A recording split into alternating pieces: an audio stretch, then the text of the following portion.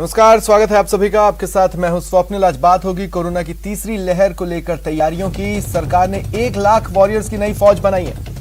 और बात होगी कांग्रेस में फैले असंतोष की, जिसे लेकर माकन समेत कई नेताओं ने कहा पार्टी में सब कुछ ठीक है। और बात होगी कश्मीरी पंडितों के एक त्योहार की, जिसमें हिंदू और मुस्लिम दोनों शरीक होते हैं। लेकिन पहले देख लेते हैं प्राइम 25। प्रधानमंत्री नरेंद्र मोदी ने 1 लाख कोविड वॉरियर्स तैयार करने के लिए क्रैश कोर्स प्रोग्राम लॉन्च किया। यह कोर्स कोविड-19 फ्रंटलाइन वर्कर्स के लिए शुरू किया जाएगा। उद्देश्य कोविड वॉरियर्स को स्किल और अपस्किल करना है। पीएम ने कहा कोरोना ने साइंस, सरकार, समाज, संस्था और व्यक्ति के रूप में अपनी क्षमताओं का विस्तार करने के लिए सतर्क किया है। कोरोना से लड़ रही वर्तमान फोर्स को सपोर्ट करने के लिए 1 लाख युवाओं को प्रशिक्षित करने का लक्ष्य रखा है।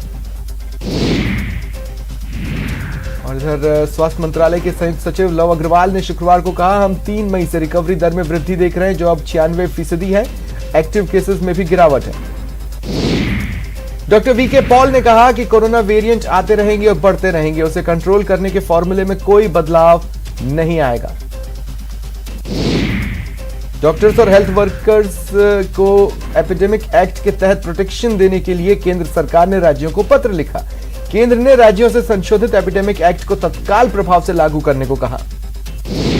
कोरोना काल में असम, पश्चिम बंगाल और कर्नाटक समेत कई राज्यों में डॉक्टर्स और हॉस्पिटल्स में हिंसा के बाद भी कार्रवाई नहीं किए जाने पर सरकार ने चिंता जताई। राष्ट्रीय राजधानी दिल्ली में आम लोगों की ओर से मास्क का इस्तेमाल नहीं किए जाने का दिल्ली हाईकोर्ट ने स्वतः संज्ञान लिया। कोर्ट ने केंद्र और दिल्ली सरकार को नोटिस जारी कर जवाब मांगा। रक्षा मंत्री राजनाथ सिंह ने गुवाहाटी में डीआरडीओ की ओर से बनाए गए कोरोना अस्पताल का दौरा किया। कहा असम सरकार के सहयोग से बने इस अस्पताल में 316 बेड हैं। कोरोना वायरस के खिलाफ लड़ाई में यह अस्पताल मदद करेगा।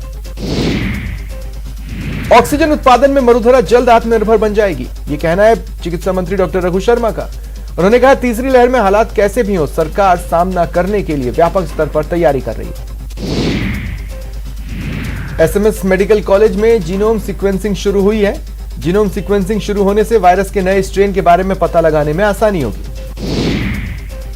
वडोदरा में कोरोना की रफ्तार कम हुई है। पिछले 24 घंटे में 150 केस आए, 9 मरीजों की मौत हुई। इस वक्त 4000 से कम एक्टिव केसेस हैं। जम्मू कश्मीर को लेकर गृह मंत्रालय में उच्च स्तरीय बैठक हुई। विकास से जुड़ी परियोजनाओं पर गृह मंत्री अमित शाह की अध्यक्षता में बैठक हुई। उपराज्यपाल मनोज सिन्हा भी शामिल हुए। कर्नाटक बीजेपी में अंतर्कलह और राज्य के मुख्यमंत्री को हटाए जाने की जोर पकड़ती मांगों के बीच सीएम येदियुरप्पा ने साफ किया इसमें किसी तरह का कोई राजनीतिक कंफ्यूजन नहीं है, कोई कैबिनेट के सदस्य दुखी नहीं है। विधान पार्षद एच विश्वनाथ ने सरेआम येदियुरप्पा को हटाने की मांग की और मुख्यमंत्री के छोटे बेटे BY विजयेंद्र पर भ्रष्टाचार और प्रशासन में दखल देने के आरोप लगाए। कहा राज्य में नेतृत्व में बदलाव होना चाहिए, वरना आने वाले दिनों में पार्टी के लिए दिक्कतें होंगी।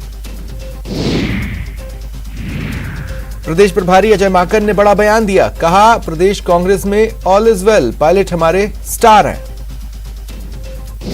पूर्व केंद्रीय मंत्री सलमान खुर्शीद ने कहा राजस्थान कांग्रेस में कोई समस्या नहीं है, सब मिल बैठकर मुद्दों को सुलझा लेंगे। और सचिन पायलट को लेकर प्रदेश के राजनीतिक गलियारों में बयानबाजी का दौर है। दौसा विधायक और पायलट समर्थक मुरारी लाल मीणा ने कहा सचिन पायलट कांग्रेस की बड़े एसेट हैं।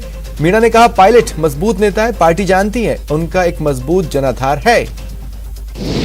राजनीतिक नियुक्तियों पर पीसीसी चीफ डोटासरा न्यूज 18 से बोले कार्यकर्ताओं को उचित सम्मान मिलेगा और पॉलिटिकल नियुक्तियां होंगी, दिक्कत की कोई बात नहीं है।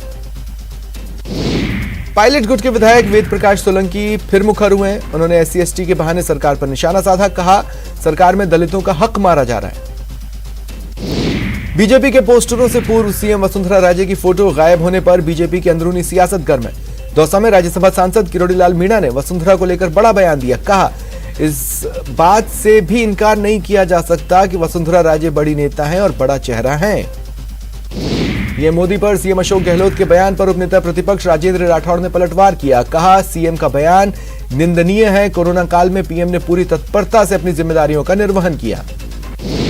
पंजाब से आ रहे दूषित पानी को लेकर बीजेपी के प्रदेश अध्यक्ष सतीश पूनिया ने कहा कि केंद्रीय प्रदूषण नियंत्रण बोर्ड जल्द पंजाब का दौरा करेगा और रोकथाम की दिशा में कदम उठाएगा।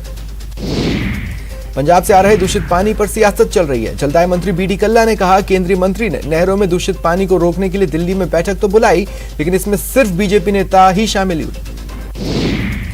इंफॉर्मेशन टेक्नोलॉजी पर पार्लियामेंट्री स्टैंडिंग कमेटी ने माइक्रो ब्लॉगिंग प्लेटफॉर्म ट्विटर के प्रतिनिधियों से सवाल जवाब किए। सूत्रों के मुताबिक कमेटी ने ट्विटर के अधिकारियों से पूछा, क्या वह देश के नियमों को फॉलो करते हैं। इस पर ट्विटर के प्रतिनिधि ने कहा, हम अपनी पॉलिसी फॉलो करते हैं। भारत और न्यूजीलैंड के बीच वर्ल्ड टेस्ट चैंपियनशिप के फाइनल का पहला दिन बारिश की भेंट चढ़ गया। साउथहैम्पटन में बारिश के कारण मैच शुरू नहीं हो पाया। भीगी आउटफील्ड और लगातार होती बारिश के कारण अंपायर्स ने पहले दिन का खेल रद्द करने का फैसला लिया।